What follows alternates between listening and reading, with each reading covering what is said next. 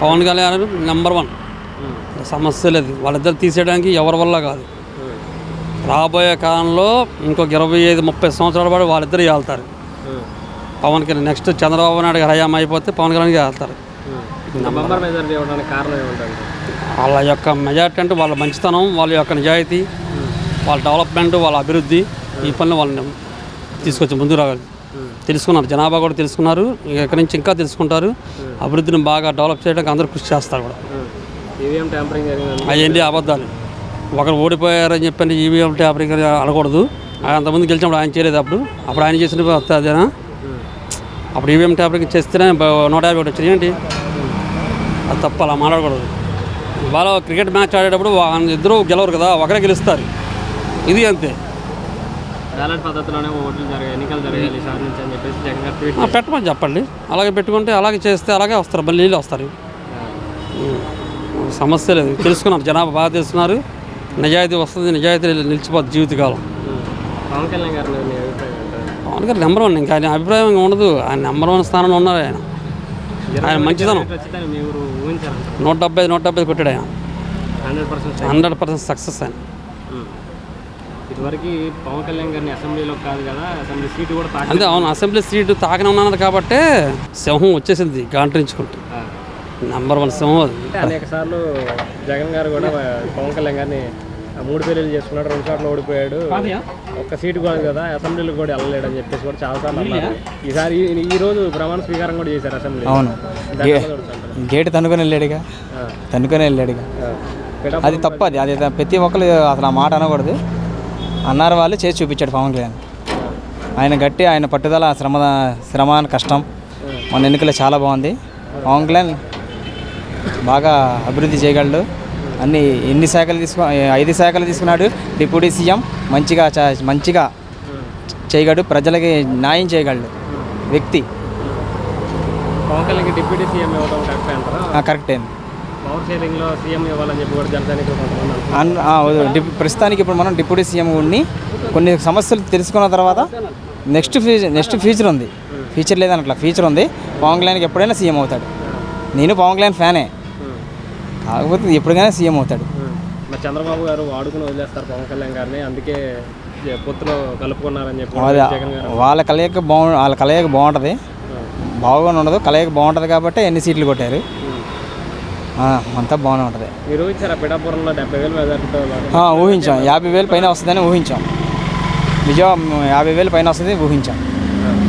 అదేవిధంగా రుషికొండలో 500 కోట్లు అక్రమ నిర్మాణం అని చెప్పేసి టీడీపీ నేతలు వ్యాఖ్యలు చేస్తున్నారు. దాన్ని ఎలా చూడొచ్చు అంటారు? నిజంగానే అక్రమంగా 500 కోట్లు పెట్టి అక్రమంగా 500 కోట్లు పెట్టి కట్టింది. అది కట్టింది.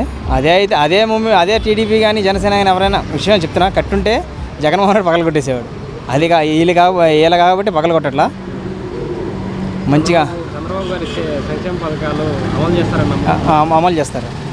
సూపర్ 6 పథకాలు అది అమలు చేస్తారు. రాజధాని కూడా అమరావతి కూడా అయ్యిద్ది.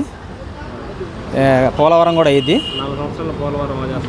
4 సంవత్సరాల పోలవరం కూడా అయిపోతుంది. అయ్యిద్ది, కన్ఫామ్గా అయిపోద్ది. రాబోయే రోజుల్లో ఎలా ఉండబోతుంది అంటారు? భవిష్యత్తు చాలా బాగుంటుంది. పిల్లలకు ఉద్యోగాలు వస్తాయి, అన్నీ వస్తాయి. చదువుకున్న వాళ్ళకి మంచి ప్రాధాన్యత, చాలా ఇదిగా డెవలపింగ్ మొత్తం చాలా బాగుంటుంది. మన 13 జిల్లాల ఆంధ్రప్రదేశ్ చాలా డెవలపింగ్ అయ్యింది. పవన్ కళ్యాణ్ గారు కనుక కూటమితో ఏర్పడబోతుంటే చంద్రబాబు గారికి ఎన్ని సీట్లు వచ్చాయంటారు? అదంతా ప్రజలు చంద్రబాబు మీద ఉన్న అభిమానం మీద ఇన్ని సీట్లు వచ్చినాయి. అయితే పవన్ కళ్యాణ్ గారు కలిసి మూలన ఏంటంటే భారీ స్థానాలు వచ్చినాయి. అదే చంద్రబాబు గారు అయితే అభివృద్ధి పనులు కానీ ఏమైనా కానీ చేసి కొన్ని సమస్యలు కొన్ని ఇచ్చాడు, కొన్ని ఇవ్వలేదు. ఆయన అందుకే కొంత ఓటమి అయ్యి ఉంటారు. దానికి మనం గత ప్రభుత్వం గురించి మాట్లాడే అంత అవసరం. చంద్రబాబు గారు నమ్మరని చెప్పేసి కూడా వైసీపీ నేతలు చాలా మంది అనేక రకాల స్థానాల్లో పోటీ చేస్తే 21 గెలిచారు. అంటే వ్యతిరేకత ఉంది కదా బాబు. వ్యతిరేకత ఉండటం వలన ఏంటంటే ఇప్పుడు ప్రతి ఊడు 100కి 60-70 మంది ఎవరిని అడిగినా ఇదే చెప్పారు. ఆడవాళ్ళ వల్ల వస్తారని జగన్మోహన్ రెడ్డి గారు అనుకున్నారు, పథకాలు ఇచ్చారని. ఆడవాళ్ళకి కూడా ఈ నిత్యావసర వస్తువులు ధరలు చూసి కరెంటు బిల్లులు, చెత్త పన్నులు, ఇంటి పన్నులు పెంచడం వలన ఆయన ఆడవాళ్ళు కూడా తెలుసుకుని ఆడవాళ్ళు కూడా మారిపోయి మరి పవన్ కళ్యాణ్ గారికి చంద్రబాబు గారికి కలిస్తే శ్రీలంక అయిపోయింది అని చెప్పేసి ఒక మాట ఉన్నారు. అలానే మేనిఫెస్టోలో జగన్ గారి కన్నా ఎక్కువ పథకాలు ఇస్తామని చెప్పేసి అన్నారు. ఇది ఎంతవరకు అమలు పరుస్తా అంటారు మీ అభిప్రాయం? ఇప్పుడు అభివృద్ధి చేస్తుంటే 4 రూపాయలు వస్తుంటే 3 రూపాయలు ఖర్చు పెడతానికి ప్రభుత్వానికి ప్రజాధనమే కాబట్టి ఇప్పుడు ఇలాంటి వాళ్ళకి చాలామంది స్టూడెంట్స్కి జాబులు లేవు, పక్క రాష్ట్రాలకు వెళ్ళి చేసుకుంటున్నారు. అదే ఇక్కడ ఉన్నాయనుకోండి మరి బాగుంటుందని రూపాయి రాగలిగితే ఇప్పుడు అక్కడ 4 రూపాయలు వచ్చినాయి అనుకోండి 3 రూపాయలు పథకాల కింద ఖర్చు పెడతారు. 1 రూపాయి ప్రభుత్వానికి అవసరం కాబట్టి వాళ్ళకి జనాలకి మరి జీతగాళ్ళకి గవర్నమెంట్ ఎంప్లాయీస్కి మరి వీళ్ళందరికీ అవసరం కదా. మరి గతంలో పవన్ కళ్యాణ్ గారిని అసెంబ్లీ గేటు కూడా దాకనివ్వను, సీటు కూడా దాకనివ్వను అని చెప్పి సవాల్ చేశారు. ఈ రోజు వెళ్ళి ప్రమాణ స్వీకారం చేసి వచ్చారు అసెంబ్లీలో. దీన్ని ఎలా చూడతారు? దాన్ని మనము ఏమి చేయలేము. అది జనాలు ఇచ్చిన తీర్పుకి ఎవరేం చేస్తారు? పవన్ కళ్యాణ్ గారిని రాకుండా చేస్తా ఉన్నారు. వాళ్ళే ఓడిపోతే ఇంకేమని చేస్తారు? కనీసం జనసేనకు వచ్చిన సీట్లు కూడా వైసీపీకి రాలేదు కదా. దీన్ని ఎలా చూడతారు? రాలేదు. వ్యతిరేకితే ఇదే మద్యం, ఇసుక, పని లేదు. పని ఎక్కడుంది? పని ఎవరికి ఉంది? ఒక టాపీ మేస్త్రి పని చేస్తేనేగా 4 పనులు చేస్తారు. 4 రూపాయలు టాపీ మేస్త్రికి 1000 రూపాయలు సంపాదిస్తే 1000 రూపాయలు కూలి మేస్త్రికి, కూలోడికి 600, 700 ఉన్నాయి. మరి ఆ డబ్బులు వస్తున్నాయంటే మరి 2 సీసాలు తీసుకుంటే 200, 400 పోతున్నాయి. 50 రూపాయలు చేశారు, 150 రూపాయలకి అమ్మితే 2 తీసుకుంటే 300 పోతే 300 ఉంటున్నాయి. మరి ప్రతి టాపీ మేస్త్రి మందు తాగకుండా 198 మంది మందు తాగకుండా ఉండేవాళ్ళు లేరు. అందరూ మందు తాగేవాళ్ళు 198 మంది. రేట్లు పెంచితే తాగటం మానేస్తారని చెప్పి మానేది ఎలా మానేస్తారు? ఇప్పుడు నీకు పొద్దున్నే టిఫిన్ ఇష్టం లేదా అన్నం ఇష్టం. టిఫిన్ తినాలనుకున్న వాళ్ళు టిఫిన్ తింటారు, అన్నం తినాలనుకున్న వాళ్ళు అన్నం తింటారు. అంతేగాని నువ్వు అన్నం తినకూడదు టిఫిన్ తినాలని అంటే నాకు కుదరదు, నేను చేయలేను కదా అంట. ఉంటుందంటే అన్నీ చేస్తామంటున్నారు పవన్ కళ్యాణ్ గారు, చంద్రబాబు గారు. మరి ఏదైనా చేస్తే ఆ ఆటో వాళ్ళకి కానీ రోజు కూలీ వాళ్ళకి కానీ ఏమన్నా శుభ్రం చేస్తారని ఆశిస్తున్నాము. మరి ఇక వాళ్ళ చేతిలో ఉంది కాబట్టి కొత్త ప్రభుత్వం, ముఖ్యమంత్రి గారు, మన చంద్రబాబు గారు, తర్వాత పవన్ కళ్యాణ్ గారు, మరి వాళ్ళందరూ ఇద్దరు కలిసి మంత్రులతో అన్ని పనులు చేపిస్తారని ఆశిస్తున్నాం. ఎక్కడ చేశారు? చేస్తే ఇంత పరాజయం రాదు. ఇదిగా మరి ఈవీఎం ట్యాంపరింగ్ వల్ల మేము ఓడిపోయినా అయితే బంపర్ మీద ఏదో చెప్తుంటారు. ఓడిపోయిన వాళ్ళు ఏదైనా అది ఇది అని అంటారు. జగన్మోహన్ రెడ్డి గారు ఇప్పుడు ఆయన సీట్లు తగ్గినాయి కాబట్టి ఆ బాధలో ఆయన మరి ఏదో ఒకటి చెప్పుకుంటా చెప్పాల్సింది కదా ప్రజలకి. మరి తెలియపరచాలిగా ఆయన బాధ. గతంలో 150 సీట్లు వచ్చాయి, ఈసారి 11 సీట్లే రావడానికి కారణం ఏంటంటారు? ఏముంది, మీరు అభివృద్ధి చేస్తే ఇంత సీటు ఈయనకే రావచ్చుగా. ఏం చేయలేదు కాబట్టేగా. ఇచ్చారు, ఆటో వాళ్ళకి ఇచ్చారు. అది కొంతమందికే వచ్చినాయి, కొంతమందికి రాలేదు. ఆటో డ్రైవర్లకి లేదు కాబట్టి కొంత వ్యతిరేకత ఉంది. మద్యపానం మీద కానీ ఇసుక కానీ దాని మూలన కొంత ఇచ్చింది రూపాయి, పోయి తీసుకున్నది 10 రూపాయలు. ఇంకంతకన్నా చేసేదాము. మద్యం రేట్లు తగ్గిస్తాము, నాణ్యమైన మద్యం తీసుకొస్తామని కూడా చంద్రబాబు నాయుడు గారు అన్నారు కదా. దాన్ని ఎలా చూడండి? మరి అదే చెప్తున్నా. అదే ఏంటంటే అది ఏదో అన్ని బ్రాండ్లు మారుతాయి. ఇలా ఏ బ్రాండ్ చూసినా ఒక్కొక్క బ్రాండ్ ఒక్కో రకంగా ఉంటుంది. మరి రేట్లు చూస్తే అంతంత ఉన్నాయి. మరి చేస్తామంటున్నారు చంద్రబాబు గారు. చేస్తే మరి అలవాటు ఉన్న ప్రాణాలు వెళ్ళక తప్పరు. తీసేస్తే దేనికైనా తయారవుతారు. గంజాయికో వంజాయికో మరి ఆ మత్తు పానీయాలకు అలవాటు పడినారు. ఇంకంతగా మనం చేసేది ఏమి ఉండదు.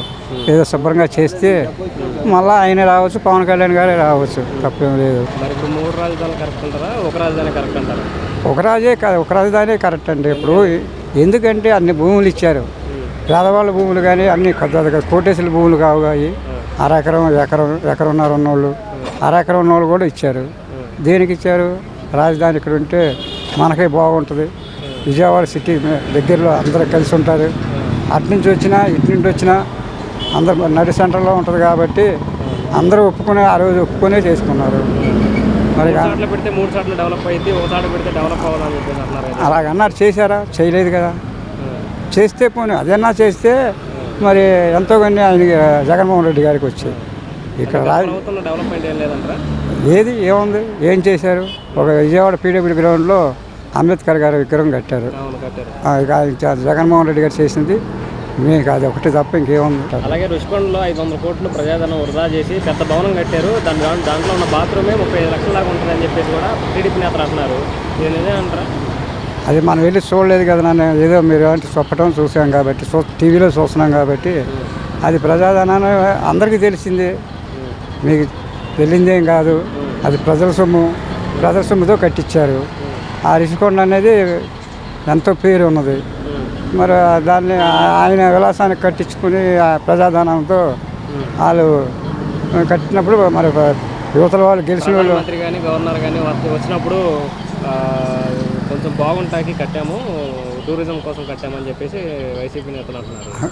టూరిజం కోసం కట్టి ఇప్పుడు ఓడిపోయామని చెప్పి టూరిజం అంటున్నారు. అంతకుముందు అసలు ఎవరికి తెలియదుగా అసలు నువ్వు అక్కడ బిల్డింగ్ కట్టిస్తున్నావని.